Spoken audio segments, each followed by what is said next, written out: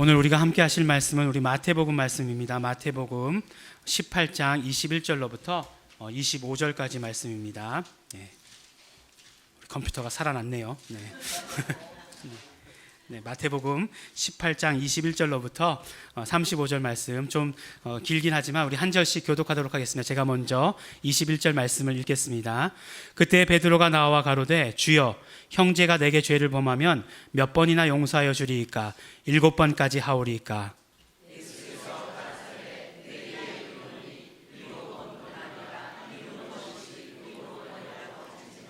이러므로 천국은 그 종들과 회개하려 하던 어떤 임금과 같으니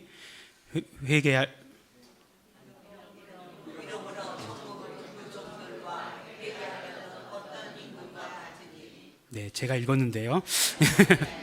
회개할 때에 1만 달란트 빚진 자 하나를 데려오매 갚을 것이 없는지라 주인이 명하여 그 몸과 처와 자식들과 모든 소유를 다 팔아 갚게 하라 한데 그 종이 엎드려 절하며 가로되 내게 참으소서 다 갚으리이다 하거늘 그 종의 주인이 불쌍히 여겨 놓아 보내며 그 빚을 탕감하여 주었더니 그 종이 나가서 제게 100데나리온 빚진 동관 하나를 만나 붙들어 목을 잡고 가로되 빚을 갚으라 하매 그 동관이 엎드려 간구하여 가로되 나를 참아주소서 갚으리이다 하되 허락하지 아니하고 이에 가서 저가 빚을 갚도록 옥에 가두거늘 그 동관들이 그것을 보고 심히 민망하여 주인에게 가서 그 일을 다 고하니 이에 주인이 저를 불러다가 말하되 악한 종아 내가 빌기에 내가 내 빚을 전부 탕감하여 주었거늘 내가 너를 불쌍히 여김과 같이 너도 내 동관을 불쌍히 여김이 마땅치 아니하냐 하고 주인을 노하여 그 빚을 다 갚도록 저를 옥졸들에게 붙이니라. 함께 봉독하시겠습니다. 너희가 각각 중심으로 형제를 용서하지 아니하면 내 천부께서도 너희에게 이와 같이 하시리라. 아멘. 마태복음 28장 19절로부터 20절을 예수님의 지상 대명령이라고 이렇게 이야기를 합니다. 처음에 지상 대명령이다라고 이렇게 이야기할 때 이 땅에 내리신 가장 큰 명령이다 이렇게 말씀하시는 줄 알았어요. 물론 그 말씀이 맞죠.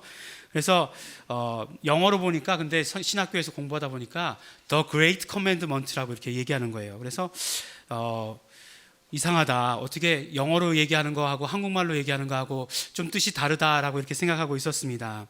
근데 그거를 어느 순간 한문으로 보고서 깜짝 놀랐습니다. 지상 대명령이라고 할 때 땅지자에다가 윗상자를 쓰는 그 지상이 아니고 다할 지자에 윗상자를 쓰는 그 지상 대명령이었어요. 그러니까 그 뭐라고 얘기할 수 있냐면 위의 것이 더 이상 있을 수 없는 그런 명령이다라고 하는 그런 뜻의 지상 대명령이었습니다. 그러고 나서 보니까 영어랑 한국말이랑 같은 뜻이었구나라고 하는 것을 알게 되었습니다. 지금 알게 되신 분들이라도 괜찮습니다. 주일날 이렇게 한 가지씩 알게 되는 것 너무나 좋습니다. 근데 그 마태복음의 마지막 두 구절을 예수님의 지상 대명령이라고 하고 예수님의 지상 대명령은 이렇게 시작합니다. 그러므로 너희는 가라. 그리고 모든 족속으로 제자를 삼으라. 아버지와 아들과 성령의 이름으로 침례를 주라. 모든 것을 가르쳐서 지키게 하라. 라고 하는 그런 말씀으로 이어져 있습니다. 이 명령에 보면 4개의 중요한 동사가 나옵니다. 이들 동사 조금 전에 말씀드린 것처럼 가라라고 하는 말씀이 나오고 그 다음에 제자를 삼으라라고 하는 동사가 나오고 그 다음에 침례를 주라라고 하는 동사가 나오고 마지막으로 가르쳐 지키게 하라라고 하는 그런 동사가 나오게 됩니다. 근데 이들 동사들 보면 어느 거 하나 중요하지 않은 것이 없어요. 다 중요합니다. 그렇지만 문법적으로 볼 때 이 4가지 동사를 하나로 묶는 동사가 있는데 그것이 무엇이냐면 바로 제자 삼으라라고 하는 이 말씀입니다. 그러니까 제자로 만들라라고 하는 이 말씀만 명령형 동사로 되어 있고 다른 것들은 분사로 되어 있습니다. 오늘 신학생들이 아무도 안 계시는데 제가 이렇게 얘기했군요. 네, 그렇기 때문에 이 예수님의 그 지상 대명령을 어떻게 다시 이렇게 우리가 해석해 볼 수 있냐면 그러니까 제자 삼으면서 그러니까 가면서 제자를 삼아라. 침례를 주면서 제자를 삼아라. 가르치면서 제자를 삼아라. 이렇게 해석할 수도 있는 것입니다. 그러니까 예수님의 그 지상 대명령 가운데 제자를 삼으라고 하신 그 말씀이 그 명령 가운데 가장 큰 중심이 된다는 것을 알 수 있는 것입니다. 거꾸로 이야기하면 제자 삼기 위해서 나가야 되는 것이고, 우리 제자 삼기 위해서 침례를 주어야 되는 것이고, 제자 삼기 위해서 가르치고, 그리고 그것을 지키게 해야 하는 것, 그것을 우리가 알 수 있게 되는 것입니다. 그렇기 때문에 크리스찬이 된다라고 하는 말은 무슨 말씀이냐면, 크리스찬은 제자가 된다, 예수님의 제자가 된다라고 하는 그 말과 마찬가지다라고 이렇게 이야기할 수 있습니다. 하지만 오늘날 많은 크리스찬들을 보면 예수님의 제자가 되는 것에 관심을 그렇게 많이 갖는 것 같지는 않습니다. 제자가 된다고 하는 것은 단순히 그냥 그분을 안다, 그분에게서 배웠다, 그분에 대해서 배웠다 라고 말하는 것이 제자가 되는 것은 아니라고 하는 것을 우리 너무나 잘 알고 있습니다. 그렇다고 한다면 제자가 된다는 건 또 뭘 말하는 것일까 하는 것입니다. 사실 이 말씀을 하면서 굉장히 말씀을 하기에 조심스러운 것이 있어요. 왜냐하면 제자란 이런 것이다 라고 이야기할 때, 제자란 이런 것이다 라고 얘기하면서 말씀 전하는 사람들이 자기 제자로 만들려고 하는 그런 노력들 많이 하는 것 알고 있습니다. 만약에 주일 예배 가운데 목사님이 뭔가 마음에 걸리는 이야기를 하나라도 했다라고 생각해 보십시오. 일주일간 얼마나 그 마음이 찜찜하겠습니까? 여러분들 선지자를 대접하는 것은 선지자의 상급을 받습니다. 그러니까 뭐 이렇게 얘기해가지고 목사를 잘 섬겨야 됩니다. 만약 이런 식으로 말씀을 결론 지었다라고 이렇게 얘기한다면, 하여간 어쨌든지 간에 뭐 잘은 못해줘도 해야지는 말아야 된다라고 이렇게 생각지 않겠어요? 그런 어떤 마음들이 남아있고, 또 그런 것을 가지고 목사가 자기 사람 만들려고 하는 그런 경우도 너무나 많이 있다는 것이죠. 하지만 분명한 것은 무엇이냐면, 제자라고 이야기할 때 예수님의 제자가 되는 것을 말씀하는 것이겠죠. 그렇다면 우리가 제자가 된다는 것이 어떤 뜻인가 하는 것을 다시 성경을 통해서 보아야 합니다. 예수님께서 제자들을 부르실 때 어떻게 부르셨는가 하는 것을 보아야 합니다. 마가복음 3장에 보면 예수님께서 12제자들을 부르시는 그런 모습을 우리가 볼 수 있습니다. 12제자들을 부르시면서 그 제자들을 부르시는 목적이 분명히 있다라고 우리에게 말씀을 해주세요. 첫 번째 목적은 무엇이냐 보니까 예수님과 함께 있게 하시려고 제자들을 부르셨다라고 이렇게 말씀을 하셨습니다. 그리고 두 번째는 뭐라고 말씀하시냐면, 전도하게 하기 위해서 제자들을 부르셨다라고 말씀하고 계세요. 그다음에 마지막으로 뭐라고 말씀하시냐면, 귀신을 내어 쫓는 권세도 있게 하시려고 제자들을 부르셨다, 이렇게 말씀하시는 것을 볼 수 있습니다. 이 말씀들을, 이 예수님께서 제자들을 그 부르신 모습을 조금 단순화시켜서 우리가 제자가 무엇인지에 대해서 한번 생각해 볼 수 있습니다. 첫째로 무엇이냐면, 바로 예수님과 친밀한 관계를 계속해서 유지해 나가는 사람이 예수님의 제자라고 하는 것이에요. 그러니까 단순히 예수님을 안다, 옛날에 알았다 라고 하는 것이 아니라, 정말 예수님과 함께 한다는 것은 무엇이겠습니까? 지금도 계속해서 예수님과 친밀한 관계를 유지해 나간다라고 하는 것을 말씀하는 것이겠죠. 우리가 정말 지금까지 말씀을 통해서 들었던 말씀들 가운데 이런 말씀들이 있죠. 예수님께서 우리 안에, 우리가 예수님 안에라고 하는 그런 말씀들이 있습니다. 이 말씀이 무엇이겠습니까? 예수님과 언제나 함께 한다라고 하는 그런 말씀 아니겠습니까? 그러니까 제자라고 하는 것은 누구냐? 예수님과 항상 함께하는 사람, 예수님과 항상 친밀한 관계를 유지하고 있는 그 사람이 예수님의 제자다라고 이렇게 말씀을 하시는 것입니다. 두 번째로 알 수 있는 것은, 예수님께서 제자들을 부르신 것은 예수님의 일을 하게 하기 위해서 예수님의 제자들을 부르셨다는 것입니다. 전도하며 귀신들을 내어 쫓으며 하시는 그 일들을 하게 하시기 위해서 예수님은 제자들을 부르셨다라고 하는 것을 우리에게 말씀해 주시는 것입니다. 그럼 이 두 가지를 합치면 어떻게 되겠죠? 예수님과 친밀한 관계를 유지하면서 예수님의 일을 하는 사람, 그런 사람들을 예수님의 제자다라고 이렇게 이야기합니다. 그런데 이렇게 단순화시켜서 이야기했지만 어느 한 가지도 사실은 양보할 수 없는 것입니다. 그리고 실제적으로, 현실적으로 우리가 해보면 알아요. 해보면 두 가지 다가 있어야 된다는 것을 너무나 잘 압니다. 만약에 예수님과의 관계만 가지고 예수님의 일을 하지는 않는다, 이런 것도 현실적으로는 있을 수 없는 일입니다. 근데 우리가 자꾸 현실적으로 있을 수 없는 일을 하려고 하죠. 그러니까 일은 하지 않고 예수님의 관계만 중요하다라고 이렇게 생각하는 것도 안 된다는 거예요. 또 어떤 사람들은 예수님과의 관계는 소원해져도 나는 예수님의 일만 하겠다, 이것도 사실은 현실적으로는 안 되는 일이라고 이렇게 이야기하는 것입니다. 그렇기 때문에 제자란 누구냐? 예수님과 친밀한 관계 가운데서 예수님의 사역을 담당하는 사람들이 예수님의 제자다라고 이렇게 말씀해 주시는 것입니다. 그런데 우리는 어떻게 해야 된다고요? 우리는 제자가 되어야 됩니다. 제자가 되어야 돼요. 왜냐하면 예수님의 지상 명령은 제자 삼으라는 것이기 때문에 그렇습니다. 내가 제자가 아닌데 누구를 제자를 삼겠습니까? 물론 예수님의 제자라고 말했기 때문에 내가 제자가 아니어도 예수님의 제자가 되게 할 수 있다라고 이렇게 말할 수 있을지 모르겠지만 그렇지 않습니다. 예수님의 제자들 만들려고 하는데 내가 경험이 없이, 내가 경험해보지 못한 것을 그 누구에게 시킬 수 있는가 하는 것이에요. 그렇기 때문에 예수님의 지상 명령인 가서 제자 삼으라라고 하는 그 말씀을 우리가 지키려 한다면 내가 먼저 제자가 되어야 되는 것이고, 그렇기 때문에 크리스찬들은 모두가 다 예수님의 제자다 라고, 예수님의 제자가 되어야 된다, 이렇게 말씀하고 있는 것입니다. 그렇다면 이제는 예수님의 제자의 정의는 알겠어요. 예수님의 제자가 이런 것이다 라고 하는 것은 알겠어요. 그러면 이제 어떻게 하면 예수님의 제자가 될 수 있는가 하는 거예요. 어떻게 하면 우리가 예수님의 제자가 될 수 있는가? 사실 그 제자라고 하는 말 자체에는 가르침과 훈련이라고 하는 그런 뜻이 들어있는 것입니다. 그렇기 때문에 우리가 예수님의 제자가 된다라고 하는 것은 무엇이냐면 예수님과의 친밀한 관계 가운데서 예수님의 가르침을 받아들이면서 훈련도 또한 해야 하는 것을 말씀하고 있는 것입니다. 예수님과의 만남 가운데서 훈련받는 것, 이것이 우리가 예수님의 제자가 되는 것이에요. 그렇게 우리가 훈련받기 위해서 예수님과의 인격적인 만남은 너무나 중요합니다. 우리가 정말 어떤 일들이 있을 때마다 예수님께 여쭤보고 예수님께 그 말씀을 들어야 돼요. 정말 예수님께 직접 여쭤보고 직접 듣는 것, 이거 너무나 중요합니다. 세상에 보면 다 똑같은 일은 없어요. 물론 세상의 일들이 다 비슷비슷합니다. 사람들의 일들이라는 게, 사람들의 살아가는 일들이 다 비슷비슷합니다. 하지만 사람들이 다 지문이 다른 것처럼, 얼굴이 다 다른 것처럼 자기에게 닥쳐지는 모든 일들은 다 다를 수밖에 없다는 거예요.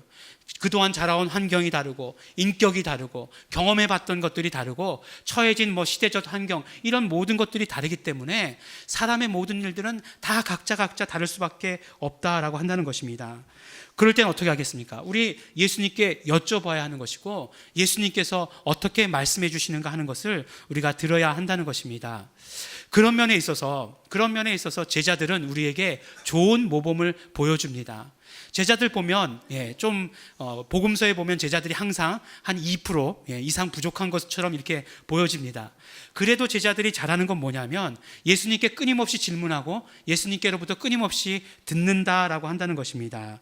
오늘 말씀도 보니까 베드로라고 특별히 이렇게 지정해서 이야기했는데, 베드로가 용서에 대한 문제에 대해서 예수님께 질문하는 것으로 오늘의 이야기가 시작이 됩니다. 베드로가 예수님께 나와서 물어보죠. 주여, 형제가 내게 죄를 범하면 몇 번이나 용서하여 주리이까? 라고 이렇게 이야기하고 있습니다. 근데 제가 그 말씀을 준비하면서 항상 성경의 번역본들을 이제 여러 가지 번역본들을 다 보거든요. 이것도 있고 또 표준 세번역 성경도 있고, 요새 또 메시지 성경이라고 하는 아주 쉽게 이렇게 풀어진 성경도 있습니다.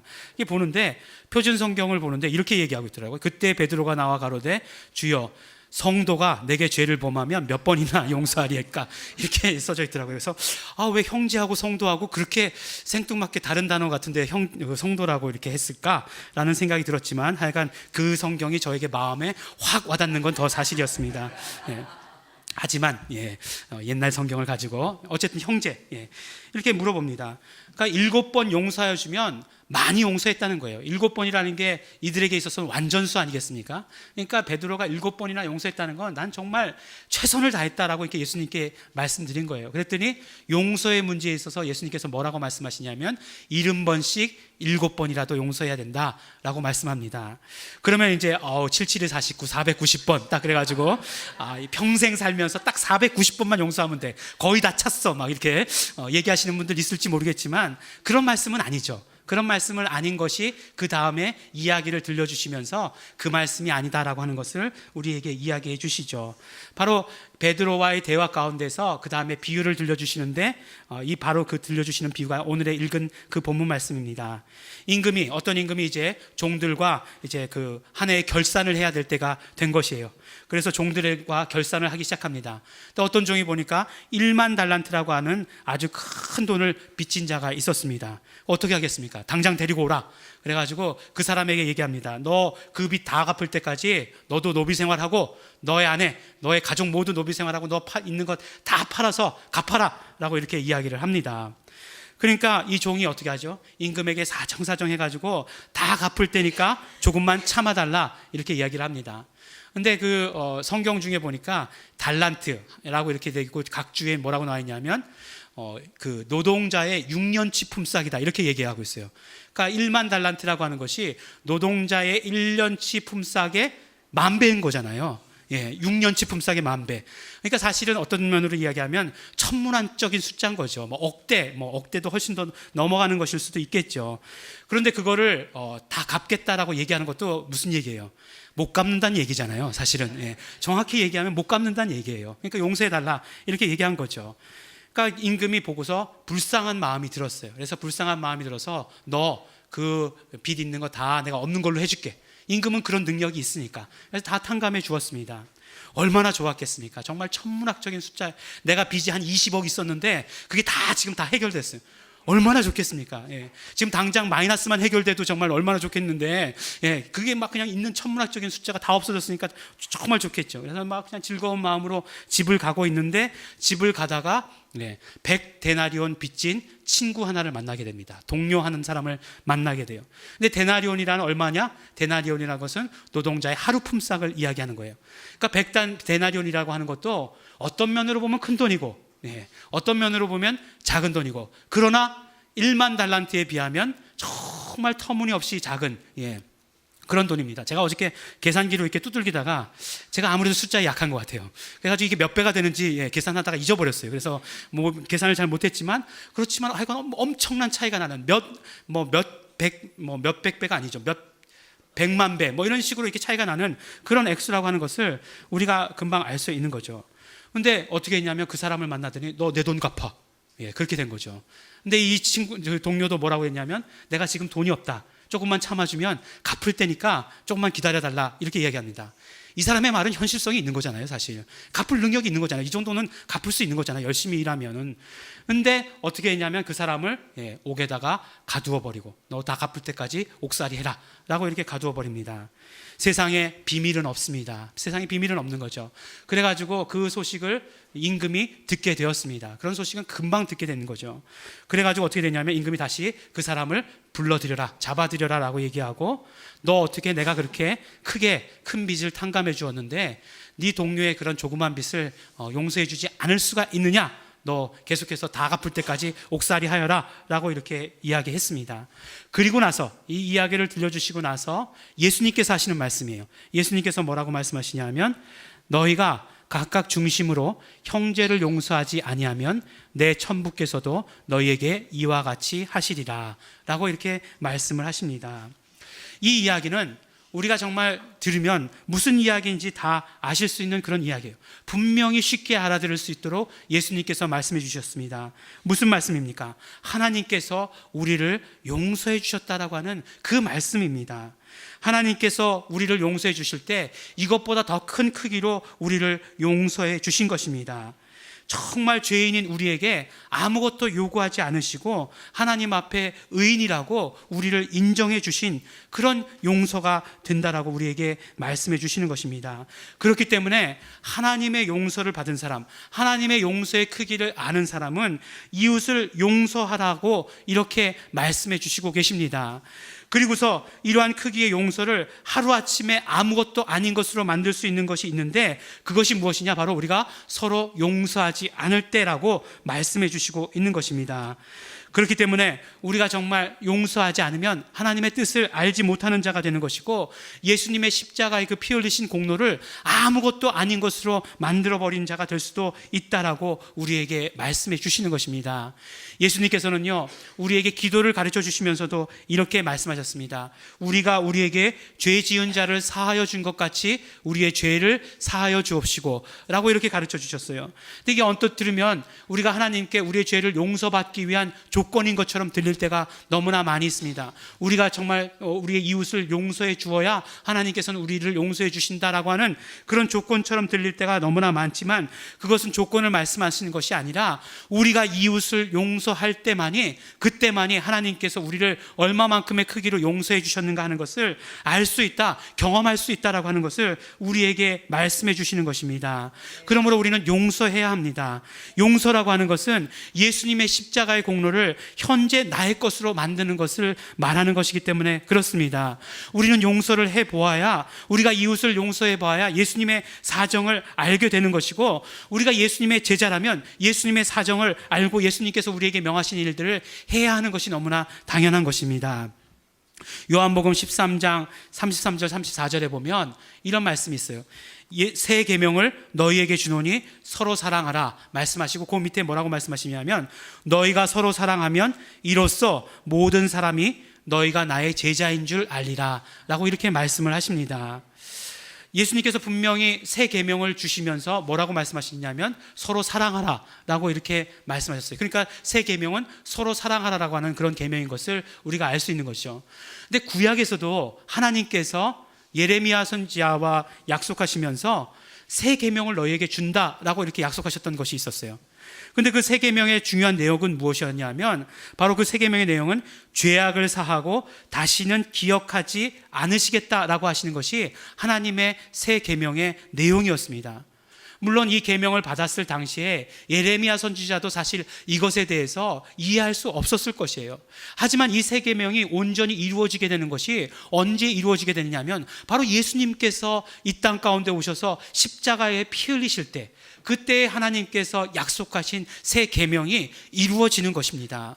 정말 죄를 사하시며 죄를 다시는 기억지 않겠다라고 하신 그 약속이 예수 그리스도의 십자가에 흘리신 피로 말미암아 우리에게 그대로 이루어 주신 것이라고 한다는 것입니다.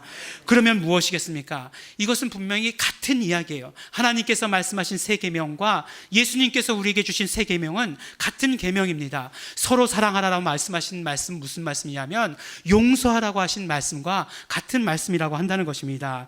정말 하나님께서 우리 죄를 용서하신 것 같이 용서해라, 하나님께서 우리를 사랑하신 것 같이 서로 사랑해라, 이렇게 말을 바꾸어도 전혀 정말 어색함이 없는 그런 말씀을 우리에게 주셨다라고 하는 것입니다.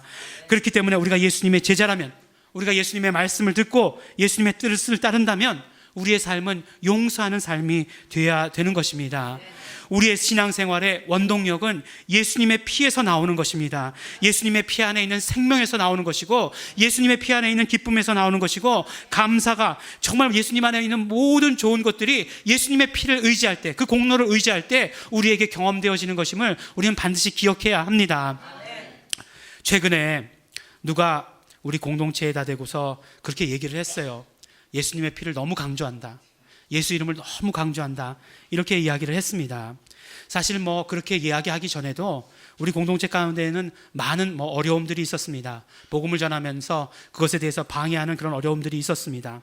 어떤 때는 이렇게 방해하고 어떤 때는 이렇게 방해하고, 귀 있는 자는 들을지어다, 예. 그렇게 많은 방해들을 해왔지만, 그렇지만 우리 공동체가 계속해서 복음의 지경을 넓혀가고 또 하나님께서 새로운 사역들을 주시고 하는 것은 우리에게 예수의 피, 정말 우리 어떤 신앙생활의 그런 원동력이 계속해서 공급되어졌기 때문에 그렇습니다. 그런 어떤 말씀들이, 그런 어떤 복음일들이 우리에게 계속돼서 공급되었기 때문에 우리는 그런 일들을 해낼 수 있었고 이겨나갈 수 있었고, 또 하나님께서 새로운 길을 여는 것을 볼 수 있었다는 것입니다. 우리가 정말 제자라면 정말 예수님의 피의 공로를 날마다 의지하는 삶, 정말 용서로 하는 삶을 살아야 하는 것입니다. 그래요, 용서하고 싶어요. 예, 누가 나에게 잘못하고 감정을 건드려도 나는 그냥 당장 용서하고 싶습니다.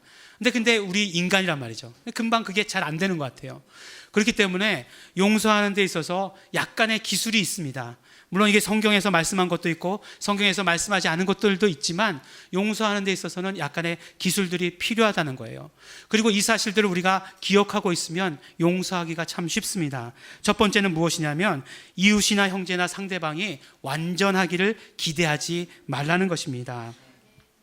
우리가 정말 기억해야 될 사실은 이웃이나 형제나 모든 상대방도 다 예수님의 피가 필요한 존재라고 하는 그 사실을 이해해야 합니다. 나만 용서받아야 될 그런 존재가 아니에요. 우리 모두가 다 연약한 존재들이기 때문에 예수님의 피가 필요한 존재들입니다.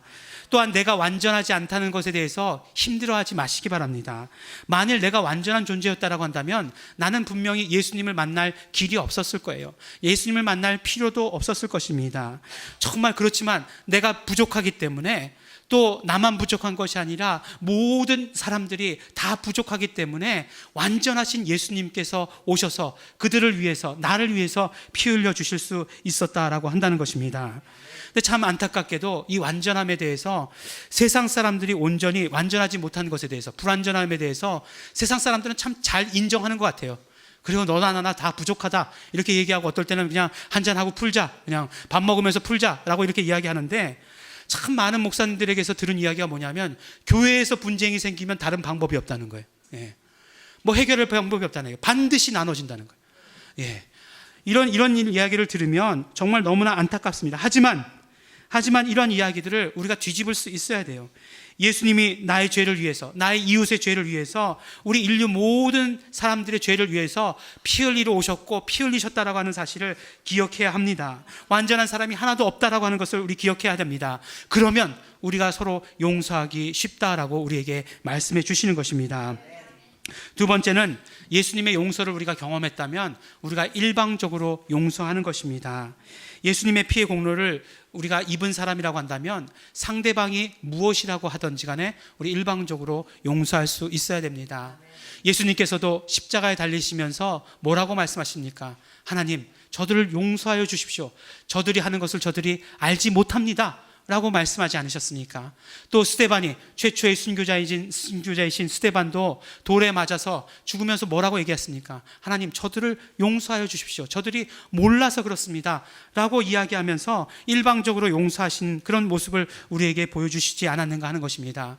용서를 미뤄두지 말라라고 이렇게 말씀하는 것이에요. 용서를 미뤄두지 말고 바로바로 용서해라 라고 이렇게 말씀하시는 것입니다. 왜 우리가 용서를 미뤄두는가? 그것은 상대방이 절대적으로 잘못했다라고 하는 그런 믿음 때문에 용서를 미뤄두는 것입니다.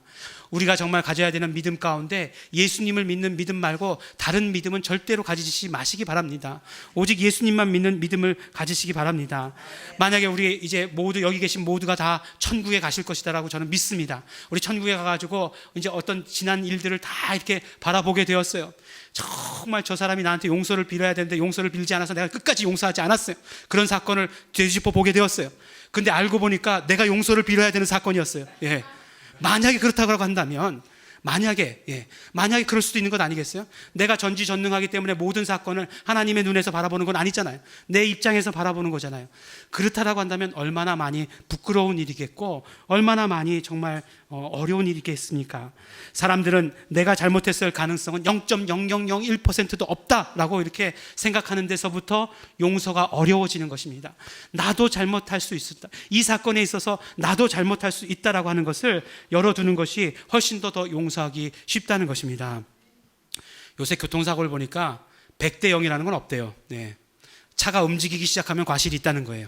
예, 그래서 뭐 대부분 보면 움직이는 차들이 많이 과실하면 20대 80, 10대 90, 30대 70 이렇게 되고, 예, 저 비슷하면 50대 50, 100대 0이라는 거는 정말 이 사람이 서 있었는데 와서 받은 거, 그런 거 외에는 거의 없다는 거예요. 예.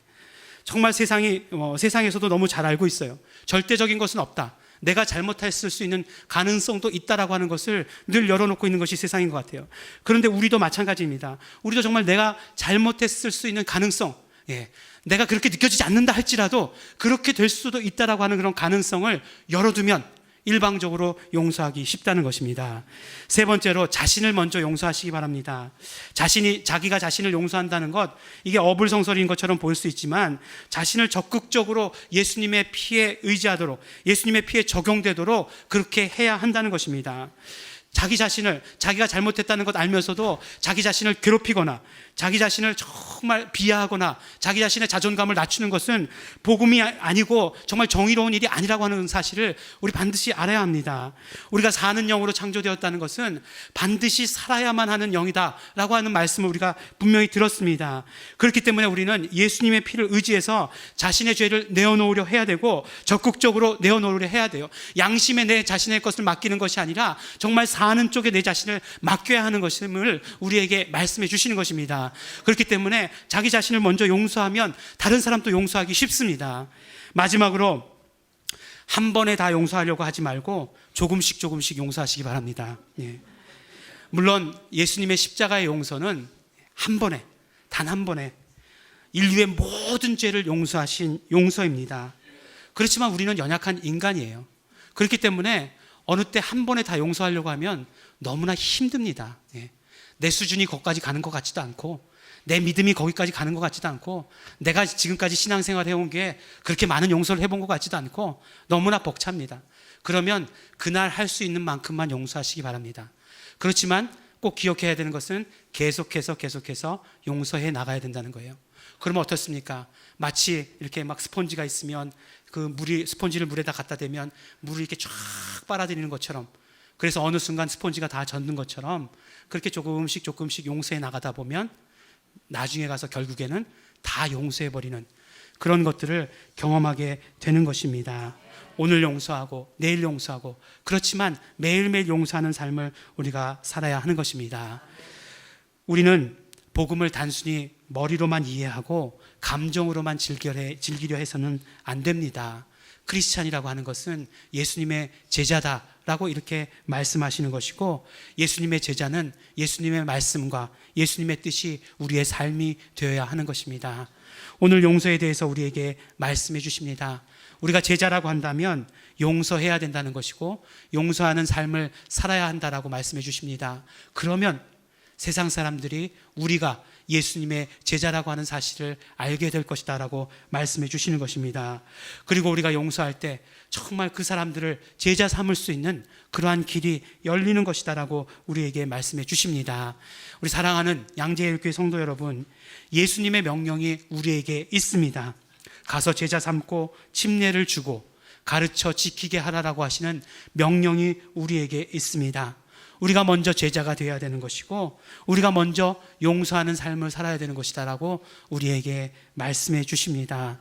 용서함으로 예수님의 십자가의 피의 공로가 언제나 함께하고 우리가 그 예수님의 십자가의 그 피의 공로를 더 넓은 곳으로, 더 많은 곳으로 정말 전할 수 있는 우리 모든 성도들이 되시기를 예수 이름으로 축원합니다.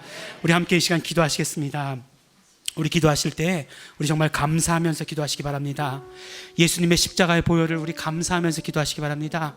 우리를 용서하신 그 용서의 공로가 나에게도 지금 있는 것 정말 감사하시면서 기도하시기 바랍니다. 또한 우리 기도하실 때에 정말 우리가 날마다 용서하는 삶을 살기를 원합니다. 내 마음 가운데 가두어뒀던 것, 내 마음 가운데 용서하지 않기로 마음먹었던 그런 것들이 있다라고 한다면 우리 정말 예수님의 십자가의 피의 공로를 기억하면서 용서할 수 있도록 되기를 간절히 바라고 소원합니다. 하나님께서 나를 용서하신 용서의 크기가 얼마나인가 하는 것을 우리가 기억하면서 용서할 수 있도록 되기를 바랍니다. 예수님께서 어떻게 용서하셨고 정말 우리의 믿음의 선배들이 어떻게 용서했는가 하는 그 모습을 보면서 용서하기를 원합니다. 나 자신을 용서할 수 있도록 도와주시고 또 오늘의 정말 조금이라도 내가 정말 용서의 부분을 넓혀 나갈 수 있도록 되기를 원합니다. 우리 다 같이 정말 예수님의 피를 의지하시면서 우리 함께 기도하시겠습니다.